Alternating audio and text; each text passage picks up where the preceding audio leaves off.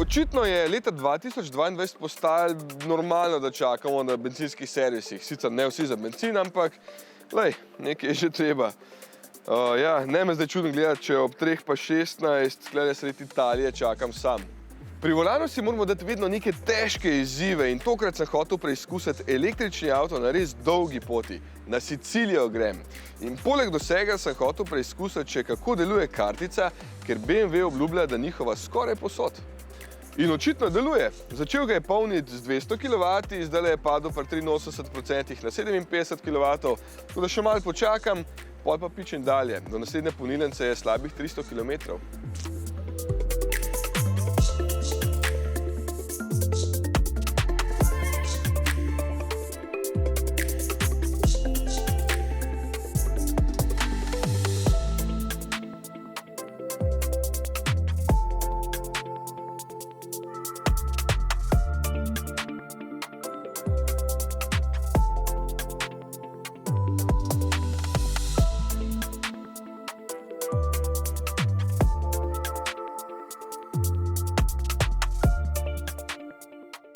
No evo, to je čar električne vožnje. Tretji postank, najdeš takšno ful lepo polnilnico, sončno elektrarno gor, pa seveda nič ne dela, tudi številka nedosegljiva. Fajn, dobro, da še imam malo noter, da gremo lahko naprej.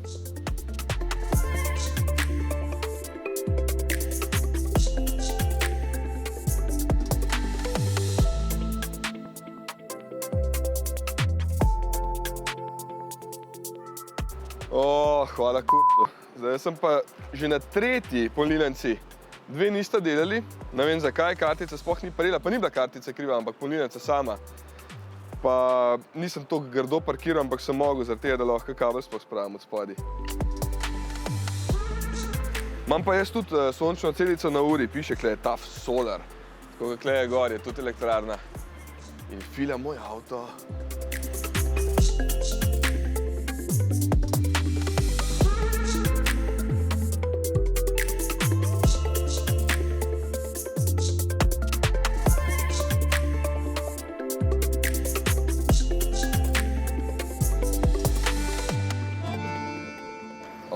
Najlepše pa to, da vmes, ko se tamle avto fila, greš na originalno mozzarello bufala. Bi volil mozzarello. 6 € je porcija, pa 1 € kruhek.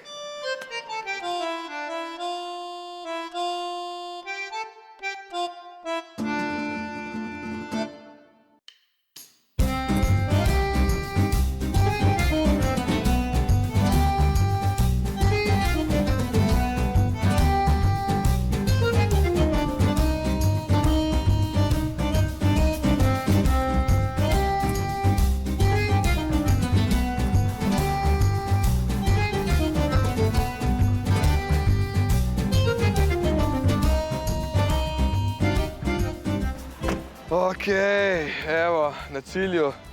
Prelej mi je bilo že kar fejst vroče, ker me je bilo strah, da ne bom prišel do naslednje polnilnice, pa mi je uspel. Drugače pa vem, podatki vas zanimajo. 1465 km sem rabil do semle, tukaj je danes moj cilj, tako da zdaj grem spat, tamle čez je pa Sicilija že, tako da jutro grem naprej. Petkrat sem ga polnil vmes, zdaj ima 79% še baterije, napolnili smo 272 kWh, če koga zanima, pa avto je bil seveda poln, ko smo štartali.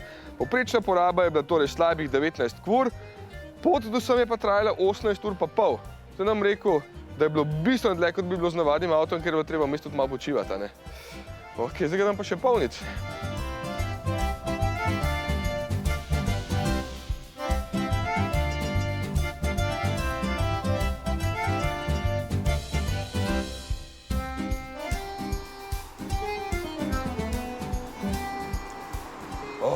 Tole pa je pasal. Fajn počitek sem si prvoščil tukaj v Šili. Luškano mestece, celo 2 polnilnici imajo in to brezplačni. Tako da se tudi s takšnim avtom ne boste počutili izgubljeno tukaj na jugu Italije. BMW i4 je v bistvu 4 Gran Coupé na elektriko. Uporabna zadeva, če hoče takšno nizko limuzino z dolgo streho, ker se tudi zadnji odprejo celotna vrata skupaj šipo, da je lažje nalagati robo vanjo. Tudi v drugi vrsti se da sedeti preizkušeno, pa mogoče je za koga pomembna informacija še to, da ima i4 novo notranjost, medtem ko 4 Gran Coupé novo šele dobi. so pa tukaj ohranili vseeno dokaj klasično obliko. Niso šli v takšno, kot je recimo pri ultramodernem iX. Ok, gremo na trajekt.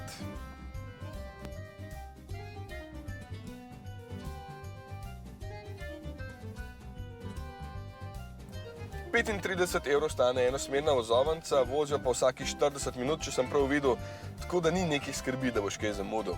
Itak je čisto kratka vožnja čez nekih 20 minut.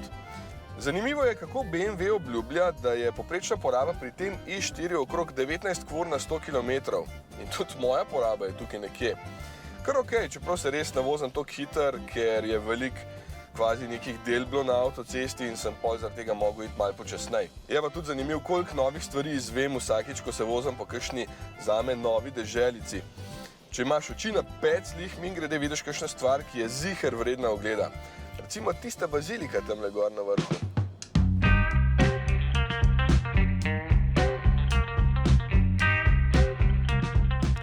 Ja, kar atraktivna zadeva.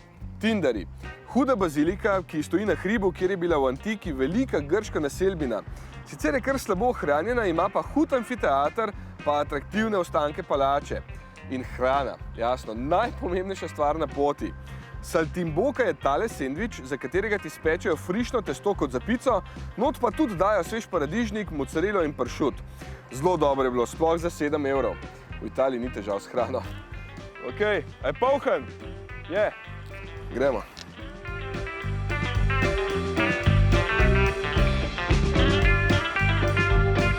Palermo je sploh zanimivo mesto. Zelo živahno, kar hecno, ko se pelješ v takšnem mestu. Pa se pa doma razburjaš nad kaosom, ki ga v resnici sploh ni, ne? Je pa umazan, ne vem, kako ne morejo lepše skrbeti za svoje kraje, če živijo tukaj. Ful imajo hudo plažo, peščeno, veliko, ljudi je ogromno tam, ampak jaz sem prišel delat. Na bencinski črpalki sem napolnil avto, kartica je spet delovala brez problemov, pa vmes sem čisto šipo, ker je bila grozna že od poti. Čeprav mrčesa pa ni. Je pa kar toplo. Včeraj je bilo na poti do sem na jug Sicilije 40 stopinj in pol. Ko sem se vmes ustavil in stopil z avta, sem mislil, da me bo fršlok. Veliko vode treba imeti, ja. Palačo ne smeš biti v Italiji sred dneva, ker je vse zaprt, odprejo navadno šele ob 6 zvečer v Štarije.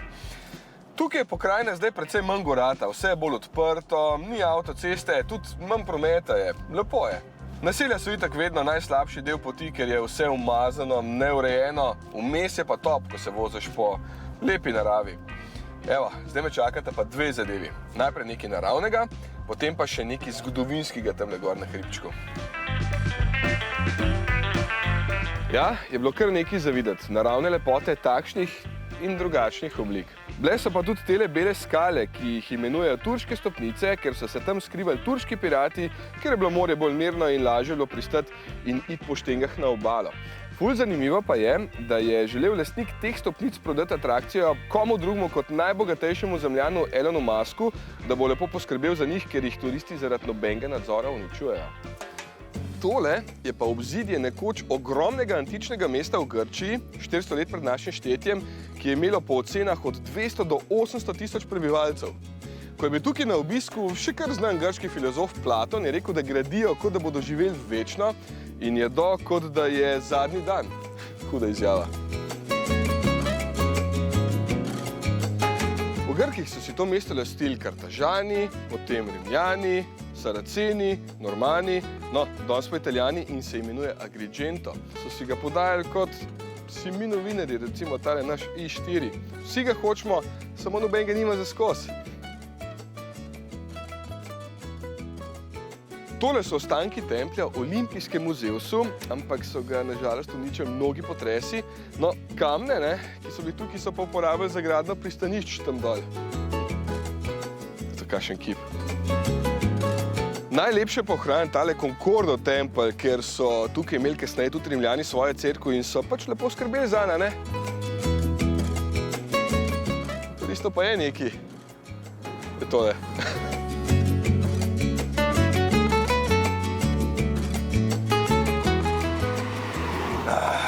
Klima. Najboljša stvar pri električnih avtih je, da si lahko s telefonom že na daleč nastaviš klimo in se potem usedeš v lepo hlajen avto, ker je takole sred dneva kar toplo. V bistvu toliko, da sem rekel Concordo namesto Concordijin tempelj, ker je v resnici poimenovan po rimski boginji. Ja, ta vročina, a? No, sem pa kar presenečen, da je toliko vsega za videti tukaj na poti. Kdor ima rad zgodovino, mu ziher ne bo žal, če gre sem na road trip. Okej, za Sirakuze vem, da so noro zgodovinsko mesto, ampak je bilo dosti templjev in amfiteatrov. Mene zdaj zanima nekaj drugega, po čemer ta otok pozna cela Evropa. Nekaj, kamor se bo moral tudi I4 malo pomatrati.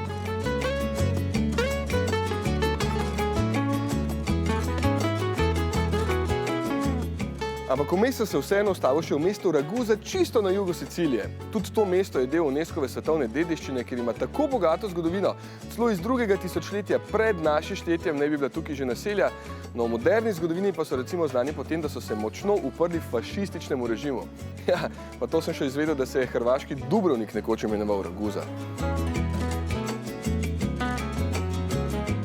In še enkrat več vidim, da imajo Italijani v bistvu ful električnih polnilnic. Tukaj sem si izbral tisto, ki je najbližje znamenitostim, kartica špila, avto je poln, zdaj pa tja. Ne, tja, na sever. Ja.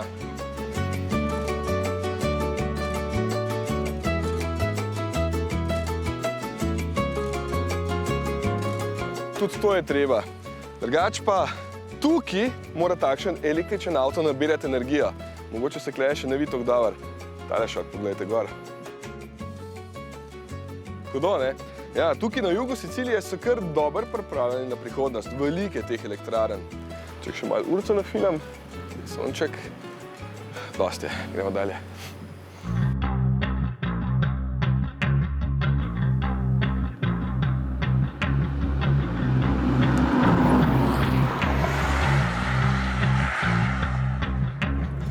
Ja, Etna! Pa kljub temu, da tamle bruha lava, ne, je bilo tamle spodaj 40 stopinj kleje, pa finih 10 manj. Prav paše. Okej, I4. Moči je itak dovolj. Mora elektronka kar lepo umirjati zadek, da ne pobegne. Saj veste, da je navora ves čas največ, 430 metrov, zato avto vleče v čisto vsaki situaciji. In na takšnih ovinkih lahko potem tudi s takšnim avtom uživaš. Ja, je težek, 2125 kg tehta prazen.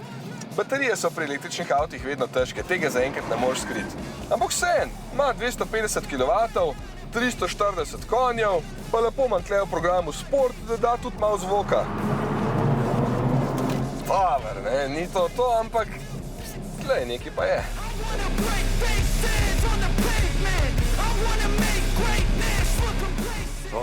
Ali je to res nora cestica. Ampak, ne, jutri pa tja gor. Grem pa spat, da si fajn spočijem, ker moram že kar zgodaj vstati.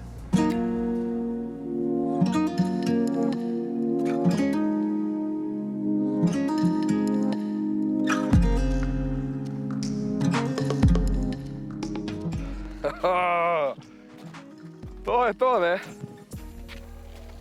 Če imaš rad vulkane. No, se pa splača zgodaj vstati. Ja, smo začeli najprej z žičnico, ne? Peta po vrsti je že, ker vse ostale so že vulkani uničili, ko so klene bruhali. Tamle je Etna, en krater, tukaj je ta drug, ta je ravno pred kratkim bruhal in ga je raznesel, zaradi tega tako vmes prav manjka, ker je vse to eksplodiralo in je padlo sem dol. Posta pa še tam odzadnji dva aktivna kraterja. Prej smo šli skozi tunel, tam noter je lava pred kratkim tekla, pa tam vmes je bilo ful zanimivo, po tleh so bili kamni, ki so imeli 400 stopinj, tako da če bi stopil gor, bi takoj brez čela ostal. Zdaj smo na približno 3000 metrih nadmorske, ker nas ne pustijo do vrha. Pač vulkan bruha, ne, se vidi. Uspeli smo se pa za 500 metrov. Moram pa reči, ne, ta tur drugače je the best, res. To moraš doživeti, ampak malo te pa mine, ker za folkom hodiš, ker ti pač niso primerni za iti sem, no. Drugače pa, če boste iskali dobrega vodiča, Etna Est. Top.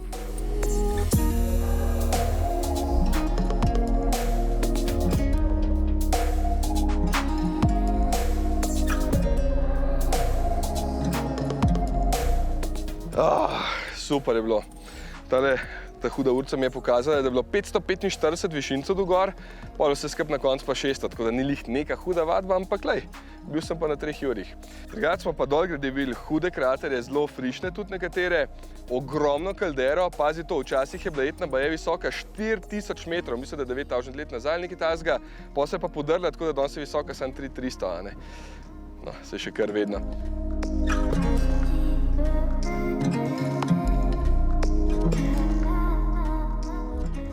Pa pazite to, videl sem ESO, ki preizkuša lunarne roverje in baje bo čez kakšni 2 leti ta tehnologija dejansko uporabljena tam gor. Noro. Pa seveda še obvezen magnetek za tamale, a ne. Zdaj se grem pa umit v morje, ne vem kam.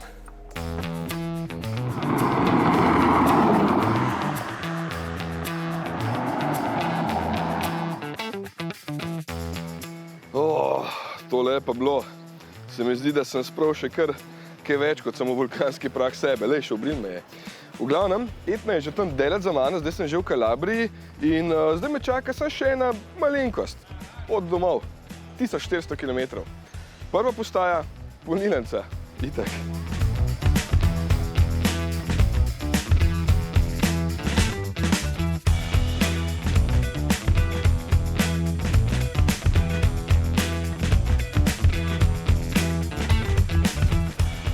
Tale je že druga na poti. Z 200 kW se je prele filal do 30%, pa slabo urco rabim, če se pripeljem z okoli 15% baterije.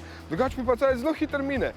Prele sem se recimo tam igral, pa vmes, ko sem šel jest, so imeli v restauraciji človek, ne jezi se.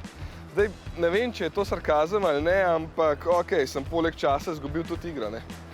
Pa to mi je zanimivo, da nobena Ionity na poti ni na avtocesti, ampak malo ven. Sej, čez dan je takole okej, ko imaš okoli več možnosti v mestu, zadnjič sem bil dol grede recimo tam odzadaj na mocareli, zdajle sem pa preveč sit. Dobar, še 13 urc, pa sem.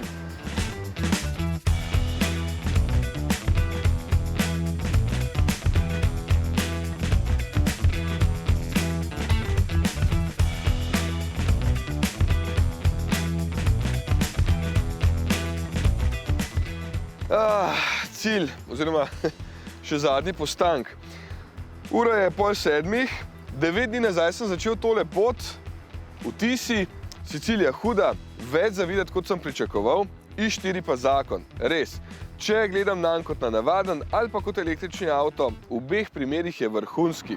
Dobro se pele, udoben je, izjemno tih, tudi kar prostoren, presenetljivo varčen. Zdaj imam po 4083 km porabo 19,1 ure na 100 km, kar je fajn. Pa kartica BMW Charging je delala obljubljeno dobro, samo na začetku je nekaj ni sprejel, ampak je bil problem v polnilnici, ker je očitno crknila. 75 jurjev stane ta avto, 57 650 evrov je navaden i4 s 340 konjskim motorjem. Ni švoh. Torej, tudi z elektriko gre brez večjih težav. Na približno 3 ure sem delal postanke, ki bi jih itak tudi z navadnim avtom, je pa res, da so bili ti tukaj daljši, a ne? Sem pa prišel več kot pol cnej skozi pri energentu, če komu to najbolj važno. Za elektriko sem dal, tam okrog 250 evrov komplet, za bencin bi pa slabih 600 evrov, če bi mi pil 7 litrov na 100 km. Nekaj je. Okej, za 150 km imam do doma bo dost, tako da se idem najprej stoširat, pa šel pa lahko tudi že malo spat.